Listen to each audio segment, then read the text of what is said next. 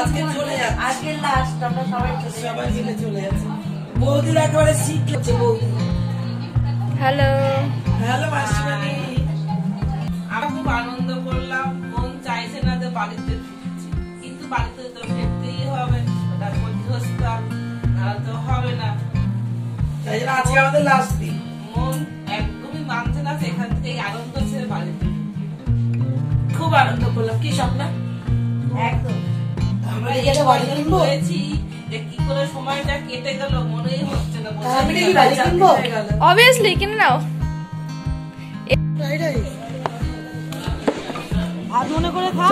এইবার চলে এলাম আমরা এই খাওয়ার এখানে। আমরা বাড়ি ফিরবো, সব তাড়াতাড়ি রয়েছে, তাড়াহুড়ো রয়েছে আর কি। খাওয়া দাওয়া করে সব রেডি হতে হবে, আমাদের হোটেল ছাড়তে হবে, এইরকম সব এখানে খাওয়া দাওয়া চলছে আমাদের। এখানে হচ্ছে আপনার রাইস হয়েছিল, আর হচ্ছে ফ্রাইড রাইস, আর হচ্ছে এঁচড় হয়েছিল। এঁচড় মানে পুরো কষা কষা সব নিরামিষ, দারুণ দারুণ খাওয়া হয়েছিল। তা এই সমস্ত মানে এখানে খাওয়া দাওয়া হচ্ছে। আর এই যে আমার বাপ দিচ্ছে আর কি, আমাদের ভাইপো, ছেলে মেয়ে ছাড়া তো কিছুই না এরকম। আমরা গামলাটা গরম, তাই ছেলেটাকে বলা হলো একটু রেখে দে বাবা, খুব গরম, হাতে করে ধরেছে। আপনারা জানেন খুব ভালো ছেলে, ভীষণ খাটুয়া, পড়াশোনাতেও ভীষণ ভালো। এই যে মেয়েছোরাও সব এখানে এসে মানে রাস্তায় কেনাকাটা যার বাকি আছে বাকি সব কিনছে কুচকাচ। তারপরে এই যে মায়ের মন্দির আমরা লাস্ট দর্শন করলাম আর কি, করে ঘুরে গেলাম। খুব খারাপ লাগছে, প্রণাম করলাম। ভীষণই খারাপ লাগছে মাকে ছেড়ে চলে আসতে। 4টে দিন প্রতি বছর, মানে 4টে দিন এত ভালো কাটে আমাদের। কোথা থেকে বাড়ি ছেড়ে কোথা থেকে আমাদের দিন কেটে যায় আমরা বুঝতেও পারি না। কিন্তু যখন মায়ের মন্দিরের কাছ থেকে আসছি এত খারাপ লাগছে, মানে বলার কথা না, মনে হচ্ছে মাকে ছেড়ে চলে যাচ্ছে। আর সত্যি কথা বলতে গাইজ, আমাদের তো এত বছর, অনেক বছরের সম্পর্ক এই বীরভূম মায়ের তারাপীঠের সাথে। মানে মনে হয় যেন ওটা আমাদেরই পাড়া, এরকম একটা হয়ে গেছে যে মনে হয় আমাদেরই আশেপাশের পরিবেশ। আমরা তারাপীঠের সব জায়গা আমাদের মনে হয় চেনা, নিজেদের মতো হয়ে গেছে। আমরা ভীষণ কমফোর্টেবল ফিল করি ওখানে। আমাদের কোনোরকম কোনো রাত্রি 12টা 1টাতেও আমাদের কোনোরকম কোনো ভয় ডর নেই। মানে আমরা এত ভালোভাবে চলি ওখানে, নিজেদের মতো, মানে নিজেদের পরিবেশ। যাই হোক, চলুন নিজের ট্রেনে। এই যে বৌদি আমাদের, এই যে আমাদের পুলিশ দাদা, মানে পেয়ারা মাখা করে আর কি দাদাও কিনে এনেছে। সবাই মানে ওই সবাই মিলে খাওয়া দাওয়া হচ্ছে আর কি, পেয়ারা মাখা হচ্ছে। মানে খাওয়া দাওয়া দুপুরে তো আমরা খেয়ে দিয়েই মোটামুটি বেরোলাম একটু, যেহেতু তাড়াতাড়ি ফুচকাচ কিনে। বৌদি আবার ছাতু ফাতু দিল, সবাইকে দিল, আমি তো ছাতু খাই না। যাই হোক, পেয়ারা মাখা নিয়ে এলো বৌদি, দাদাও এনেছে। ভীষণ ভালোভাবে খাওয়া দাওয়া হচ্ছে, গল্প হচ্ছে।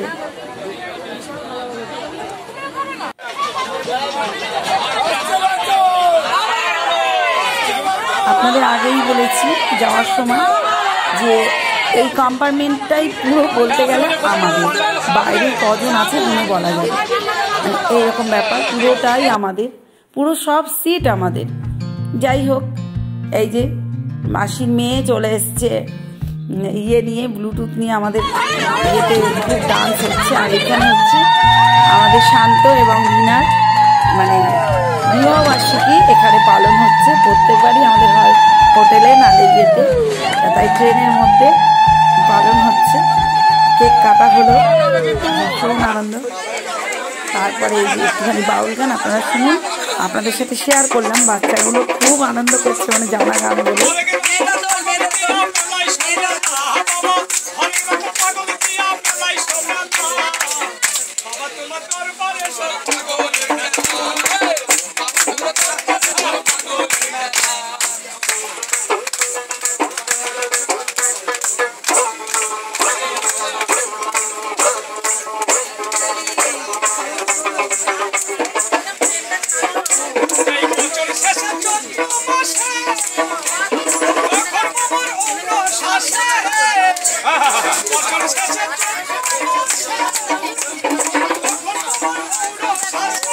বাউল শুনতে কার না ভালো লাগে।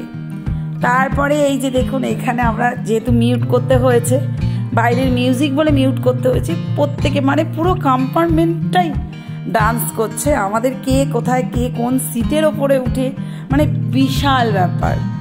মানে পুরো আমরা কিভাবে যেন ওখান থেকে 3 ঘন্টা সেই আপনাদের রামপুরহাট থেকে ব্যান্ডেল চলে এলাম, আমরা টেরও পেলাম না। পরের দিন বাপের বাড়ি চলে এসেছি, বিকেলবেলা একটুখানি প্রসাদ দিতেও এসেছি, আর ভাইয়ের মেয়েটাকে দেখে গেলাম, গিয়ে দেখি বোন এসছে, ভীষণ মজা। ওখানে শিবরাত্রিতে পুরো আমাদের পাগলা বাবার মন্দিরে 4-5 দিন মানে ভীষণভাবে অনুষ্ঠান চলে, আর যতদিন কীর্তন চলবে ততদিন আমাদের পাগলা বাবার মন্দিরে মানে নেভে না, উনুন নেভে না, দিন রাত সারা রাত সারাদিন, মানে আপনি যখন যাবেন রাতে 12টায় গেলেও খেতে পারেন, এরকম একটা ব্যাপার।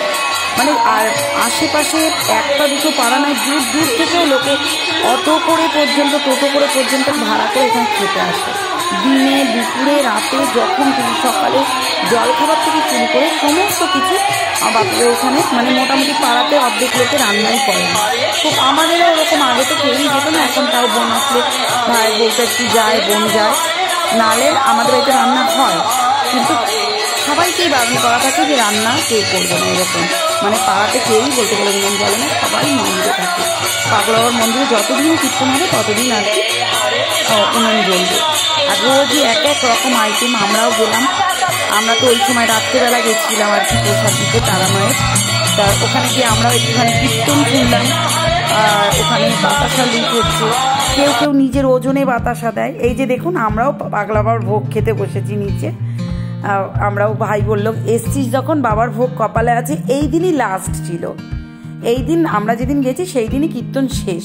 আমরা সন্ধ্যা আরতি দেখলাম, আনন্দ করলাম, বাতাসা লুট হলো, বাতাসা নিলাম, কুড়ালাম আর কি, ওটা ভীষণ আনন্দ হয়।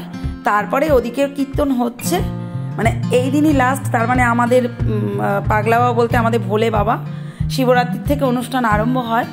তা যাই হোক, ওইখানে গিয়ে বাবার একটু ভোগ নিলাম। আমরা খেয়েছিলাম 5 রকম সবজি দিয়ে একটা তরকারি, তারপরে আপনার লাউ দিয়ে ডাল এরকম, তারপরে পায়েস, চাটনি, এগুলো খেলাম, বোঁদে, ভালোই খেয়েছি। যাই হোক, এই যে এই উনুনটা, এই যে এটা যজ্ঞের বা কি আমি সঠিক এটা জানি না, মানে এই আগুনটা মানে জ্বলতে থাকে, যতদিন থাকবে আগুনটা নিভবে না। তারপরে দেখুন পরের দিন সকালবেলা বাড়িতে এলাম, মানে সেই দিনই রাতে এসছি বাড়িতে, সরি মর্নিংয়ে। এই যে পাখিগুলো আপনারা ভালো করে খেয়াল করুন, আমি এখন কিছু বলছি না, ওদের আওয়াজে আমাদের মন ভরে গেছিল। দেখুন কোথা থেকে এসে, যতদূর সম্ভবত আই থিঙ্ক এটা বেলে হাঁস হবে, চলুন আপনারা দেখুন।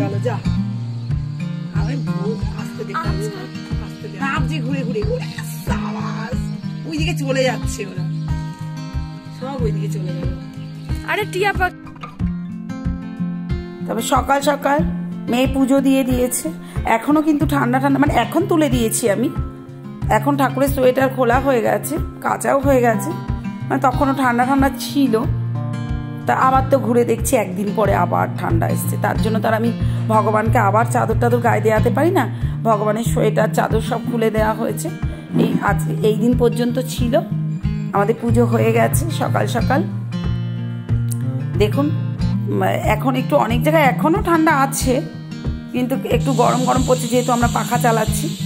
তারপরে দেখুন মর্নিংয়ে ব্রেকফাস্ট করেছি, সমস্ত সব রকম সবজি দিয়ে ডালিয়ার খিচুড়ি করেছি, সব সবজি দিয়ে, বিনস টিনস যা যা ছিল মোটামুটি, ফুলকপি মটরশুঁটি সব দিয়ে আপনার ডালিয়ার খিচুড়ি করেছি। গাজর ছিল, তাড়াহুড়ো করে কাটতে পারিনি। ব্রেকফাস্টে ডালিয়ার খিচুড়ি মোটামুটি খেলে অনেকক্ষণই থাকে। তারপর চলুন একটু ডিম কষা করেছি মটরশুঁটি দিয়ে, ডিম কষা করলাম। আর এর তো আর বলার কিছু থাকে না, আমার মতো প্রত্যেকেই এরকম আদা পেঁয়াজ রসুন, তাও আমি বলে দিচ্ছি, একটু জিরে ফোড়ন, গোটা গরম মশলা ফোড়ন দিয়েছি, পেঁয়াজ ফোড়ন দিয়েছি, পেঁয়াজটা একটু ভাজা ভাজা হলে টমেটো, আদা পেঁয়াজ রসুনের পেস্ট এবং একটু জিরে গুঁড়ো দিয়েছি। আর আমি এখানে কিন্তু একটু গোলমরিচও দিয়েছি, আর কাঁচা লঙ্কা দিয়ে সম্পূর্ণ তরকারিটা করেছি। আর ঢাকা দিয়ে আমি মানে স্টিম কম করে ঢাকা দিয়ে করলে আপনারা দেখবেন মশলার গন্ধটাও থাকে না। যত ভালো কষাবেন তত ভালো, যত কষাতে পারবেন তরকারি। যারা রাঁধুনি তারা তো জানেনই, হ্যাঁ মা বোনেরা সবাই জানে, গৃহিণীরা সবাই রাঁধতে জানে। যাই হোক, আমার তরকারিটা কিন্তু দারুণ টেস্ট হয়েছিল। আর আমি নামাবার আগে একটুখানি কস্তুরি মেথি দিয়ে দিয়েছিলাম, যেটা আপনাদের সাথে আমি শেয়ার করতে পারিনি। যাই হোক, আমার তরকারি কিন্তু পুরোপুরি রেডি, ডিম কষা মটরশুঁটি দিয়ে। দুর্দান্ত টেস্ট হয়েছিল, দুর্দান্ত। নিজে রেঁধে নিজেই বলছি, খেয়েছি, খুব ভালো লেগেছে। আর এমনিতে আমরা একটু তরকারিতে কি বলে ঝোলটা কমই খাই, মাছ মাংস একমাত্র জ্যান্ত মাছ বা কাটাপোনা হলে হয়তো পাতলা ঝোল। আমার তারপর দেখুন আমার ফ্লাওয়ার ভাসটা আপনাদের সাথে শেয়ার করলাম।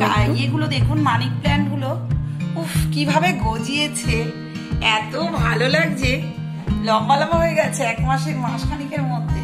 দেখুন কি সুন্দর লাগছে, গাছগুলো সোজা সোজা হয়ে উঠেছে, জাস্ট খালি জলের মধ্যে কিন্তু রাখা। চলুন গাইজ, আমার ভিডিওটা এই পর্যন্তই রাখলাম। আমার ভিডিওটা ভালো লাগলে একটা লাইক কমেন্ট শেয়ার করে দেবেন। নতুন বন্ধুরা একটা সাবস্ক্রাইব করে পাশে থাকবেন, এবং বেল আইকনটা পুশ করতে ভুলবেন না, অল বাটনটা হিট করতে ভুলবেন না।